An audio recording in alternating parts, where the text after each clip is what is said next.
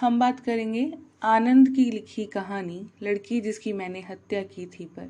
कन्नड़ भाषा में कहानी की समृद्ध परंपरा है। कन्नड़ भाषा के कहानीकारों और उपन्यासकारों ने भारतीय कथा साहित्य में बहुत कुछ नया जोड़ा।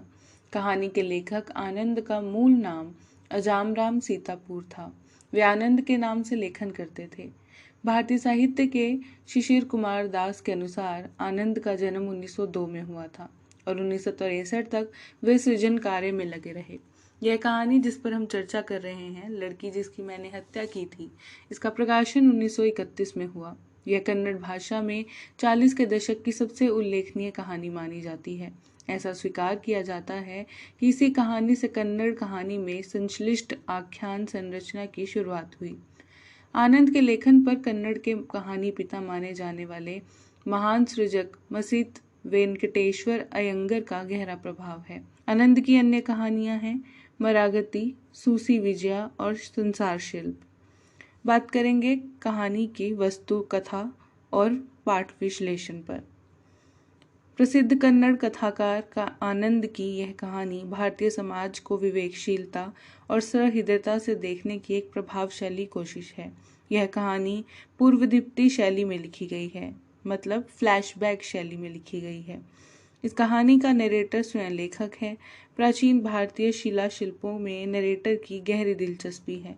उन्हीं का अध्ययन करने के लिए वह तत्कालीन सन 1931 मैसूर प्रांत की यात्रा पर निकला। घूमते घूमते वह नागवल्ली नामक एक गांव में पहुंचता है।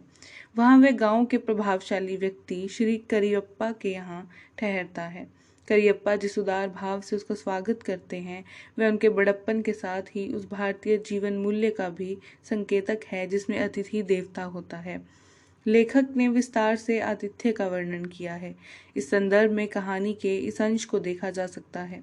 बरामदे की बगल में एक कमरा था। घर के नौकर ने उसका दरवाजा खोलकर सफाई करके चटाई बिछाकर एक दीपक लगा दिया। गाड़ीवान ने मेरा सारा सामान उस कमरे में रख दिया। उसका पैसा चुकता करके मैंने उसे भेज दिया। करियप्पा बोले, आप कपड़े बदल सकते हैं। मैंने कमरे में जाकर कपड़े उतारे और धोती कमीज बदल कर आ गया। इतने में किसी ने भीतर से गर्म पानी लाकर रख दिया। मैंने हाथ पांव और मुंह धोया। आधे घंटे में भोजन भी निपट गया। बाद में बरामदे में पान सुपारी चबाते हुए बैठे रहे। मैंने उन्हें अपनी यात्रा के बारे में विस्तार से बताया। मेरा उनके घर में ठहरना उनके लिए बड़ी प्रसन्नता की बात थी। यह उनकी हर बात से झलक रहा था। बातों ही बातों में उनका भी परिचय मिला। खाता पीता घर था। 400 रुपये लगान देते थे। घर भी खूब बड़ा सा था। गांव भर में सबसे बड़ा घर इन्हीं का था। सबसे बढ़कर उनकी निष्कपट निम्रता ने मुझे प्रभाव डाला। यह गुण उनमें स्वाभाविक रूप से ही आया होगा। ऐसा महसूस हुआ। मुझे लगा कि उनके घर में मेरा खूब सेवा सत्कार होगा। यह कहानी का प्रथम भाग है। कहानी की वह प्राण वस्तु जिसके लिए इसको लिखा गया है वह दूसरे खंड में है। नरेटर अर्थात सद्गृहस्थ है। वह अपनी यात्रा का विवरण अपनी धर्मपत्नी लक्ष्मी को पत्र के माध्यम से भेजता है। नागवल्ली गांव में थोड़े आराम और इत्मीनान के बाद वह एक विस्तृत पत्र अपनी पत्नी को लिखता है। यह कहानी उस कालखंड की कथा कहती है जब यात्राएं बैलगाड़ी से की जाती थी। आज की तरह ईमेल, एसएमएस या फोन, मोबाइल की सुविधा नहीं थी। यह अकारण नहीं है कि 25-30 वर्ष पहले की कहानियों और कविताओं में चिट्ठियों का ही संदर्भ आता है। लोकगीतों में तो कबूतर, तोते और चिट्ठियों का ही संदर्भ आता है। इस कहानी का नरेटर पत्र लिखकर उसे ठीक से लिफाफे में बंद कर अपनी गोपनीयता को सुरक्षित करता है। जाहिर है इसके बाद पत्र को लेटर बॉक्स में डालना। लेखक नहीं जानता कि लेटर बॉक्स कहाँ है। वह अपने कमरे से बाहर निकलकर देखता है तो एक लड़की बैठी हुई है। उस लड़की को बेटी संबोधित कर उसने लेटर बॉक्स का पता पूछा। लड़की आग्रह करके वह पत्र लेटर बॉक्स में डालने के लिए ले जाती है। संवाद के इसी क्रम में लड़की का संक्षिप्त नाम सामने आता है, चैनी। चैनी अर्थात चेन्नम्मा। पूरी कहानी इसी चैनी के इर्द गिर्द घूमती है। यह चैनी कौन है, कैसी है, यह जानते भी चलते हैं। लेखक ने उसका परिचय देते हुए जो लिखा है सीधे सीधे उसे ही देखते हैं। पहला परिचय। वह जरा मुस्कुराई। गांव की उस बच्ची की विनयशीलता और सरलता देखकर मुझे बड़ा संतोष हुआ। दूसरा परिचय। चेन्नम्मा जन्म से ही मुस्कुराहट लेकर आई थी। मैंने जब भी उसके सरल मुख पर मुस्कान ही देखी। वह मृदु भाव से इधर उधर घूमती कोपलों में घुसकर फूलों के गुच्छों से होती हुई परिमल से परिपूर्ण ठंडी बयार के समान हृदय में नन्ही तरंगे उठाने वाली मुस्कान वाली सूरत थी। आंधी में फंस जाए तो केवल धूप मिलती है, आंख और मुंह में मिट्टी भर उठती है, उसमें सौरभ नहीं रहता।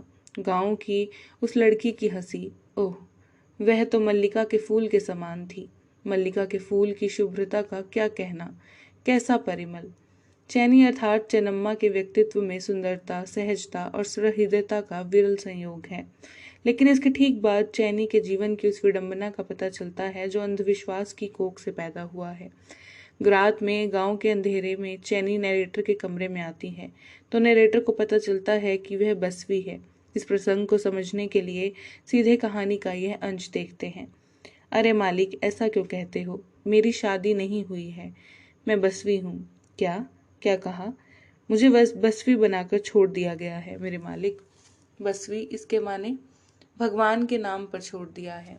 मैंने पूछा, भगवान के नाम पर छोड़ दिया है? किसने? माता पिता ने। क्यों छोड़ दिया? मालिक, आज से 8 वर्ष पहले मैं बहुत बीमार पड़ी थी।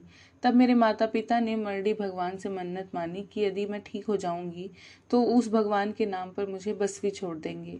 मैं ठीक हो गई मालिक। तो तुम शादी नहीं करोगे? नहीं मालिक, यूं ही रहूंगी।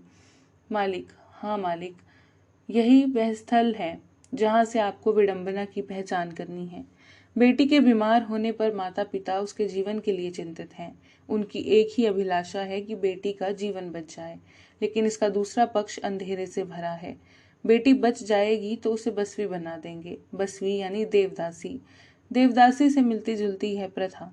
लेखक रेखांकित करना चाहता है कि क्या ईश्वर से उसका जीवन इसलिए मांगा गया था कि बसवी बनाकर रोज रोज मरने के लिए छोड़ दें, वह भी ईश्वर के नाम पर। यह तो ईश्वर और धर्म को कटघरे में खड़ा करना है। ईश्वर परम औदित्य का प्रतीक है, फिर एक बच्ची के लिए बसवी जैसी जीवन की सृष्टि क्यों करेगा? यह विशुद्ध अंधविश्वास का मामला है। लेखक आदि आबादी के पक्ष में इस कुरीति का प्रहार करता है। कथा के क्रम में वह कई बार अपनी पत्नी को याद करता है, स्मरण बार बार दिखाई देता है। यह लेखक के भीतर अपनी पत्नी के प्रेम का प्रकटीकरण तो है ही, स्त्री मात्र के प्रति उसके सम्मान भाव का भी प्रकटीकरण है। लेखक इस बात से आहत है कि यह कौन सी प्रथा है जो भावनाओं और सपनों से भरी बच्ची को बसवी बनाकर लोगों की सेवा के लिए प्रस्तुत करने की गरिमा और संतोष का अनुभव करती है। जाहिर है यह ईश्वर को कलंकित करने की कोशिश है। नरेटर चैनी से लंबा संवाद करता है। उस संवाद के कुछ अंश उद्धृत करने से कहानी का मंतव्य और स्पष्ट होगा। नरेटर परंपरागत ढंग से चेन्नम्मा को समझाना चाहता है। उसके भीतर धर्म और ईश्वर का जो गलत भय पैदा किया गया है उसे निकालना चाहता है। वह कहता है, तो सुनो, स्त्री के लिए मान ही प्राण है। मान खो देने वाली स्त्री का जीवन बहुत खराब होता है। तुम लोगों के पास जो कुछ भी है वह मान ही है। तुम लोगों को उससे ऐसे नहीं बेचना चाहिए। ज्ञानियों का कहना है कि मानहीन स्त्री के लिए नरक में भी स्थान नहीं है। चेन्नम्मा प्रतिवाद करती है। उसके प्रतिवाद में वह सीख है जो उसके भीतर भर दी गई है। वह कहती है, मालिक, तो शादी वाली स्त्रियों के लिए जिनके पति हैं, आपकी बात ठीक है, वह हमारी जैसी हो जाएं तो उन्हें जाति से बाहर कर दिया जाता है। हमारे लिए तो आप जैसे कुलीनों की सेवा ही। लेखक फिर समझाता है, अरे चेन्नम्मा, तुम समझती नहीं। सुनो, भगवान के नाम पर स्त्रियां यदि मान खो दें तो क्या वे पसंद करेंगी? भगवान की मन्नत की है तो भगवान की सेवा करो, कौन मना करता है? यह छोड़कर इस प्रकार मान नहीं गंवाना चाहिए। चेन्नम्मा उसका भी उत्तर देती है, मालिक, आप जैसे कुलीन ही हमारे भगवान हैं, आपकी सेवा ही हमारा पुण्य है। इसके बाद इस प्रथा पर नरेटर ने अपने भाव चिंतन के रूप में कहानी में प्रस्तुत किए हैं। कहानी की पंक्ति है, उसकी बात सुनकर मेरे हृदय में यह उद्गार निकला, हाय भगवान, तुम्हारे नाम पर तुम्हें खुश करने का कितना अन्याय और पाप चल रहा है। कुछ देर वह कुछ नहीं बोला, वह सोचने लगा रहा। यह उन लोगों की कितनी बड़ी मूढ़ता है। संसार में ऐसी घृणित परिपाटी भी है।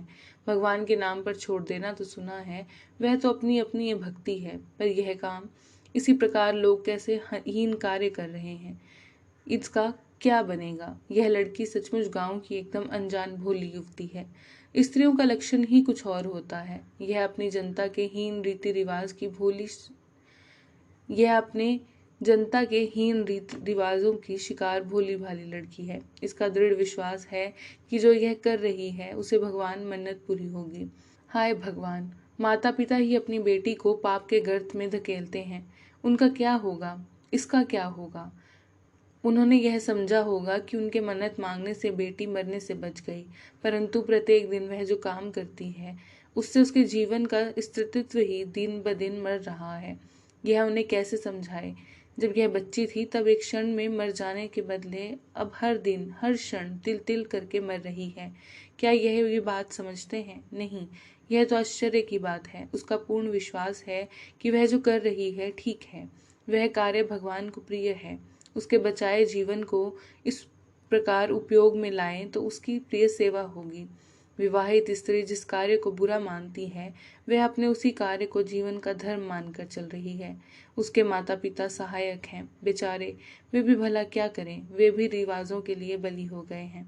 इस कहानी में ये कहानी इसी बात को दर्ज करने के लिए लिखी गई है। लंबे तर्क वितर्क के बाद चेन्नम्मा नरेटर की बातों का मर्म समझ जाती है। इसके बाद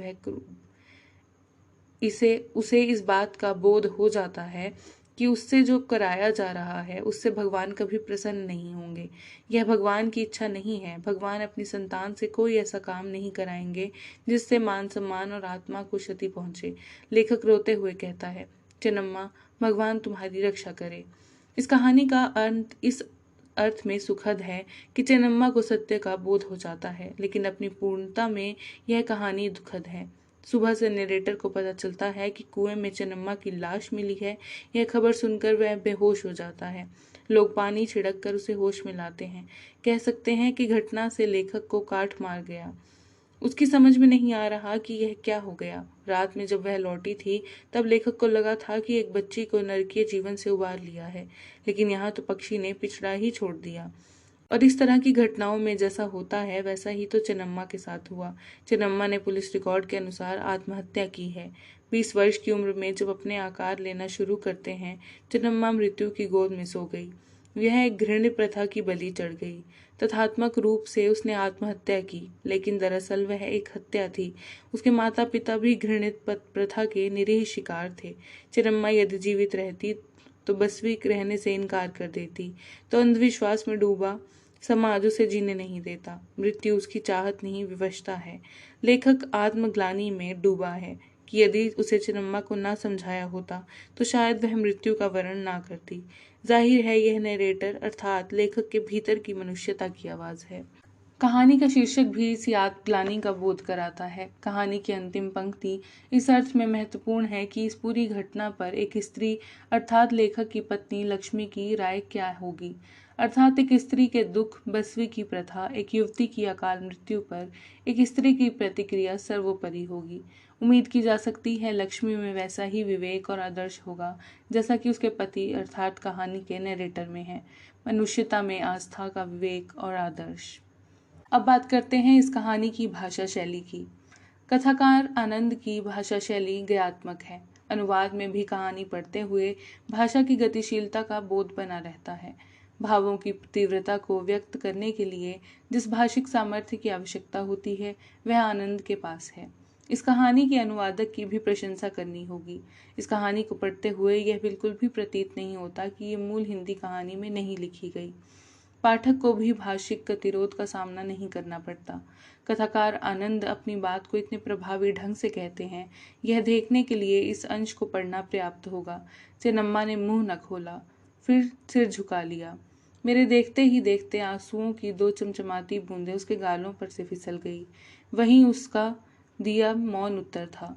उसकी शुभ आत्मा को घेरे अज्ञान के पर्दे ने उतार फेंका। किसी भी स्थान पर पहुंचने के लिए एक रास्ता पकड़कर उस पर कदम रखकर चलते चलते स्थान समीप ही आएगा। इस विश्वास से बहुत दूर चलने के बाद कोई रास्ता मिले और यह कहे कि हम जिस रास्ते पर चल रहे हैं वह ठीक रास्ता नहीं है, बल्कि हम अपने गंतव्य से दूर होते जा रहे हैं, तो कैसा लगेगा। मैंने अपनी बात से चेन्नम्मा के मन पर लगभग ऐसा ही प्रभाव उत्पन्न किया था। कहना न होगा कि आनंद की भाषा में मर्म को छूने की सामर्थ्य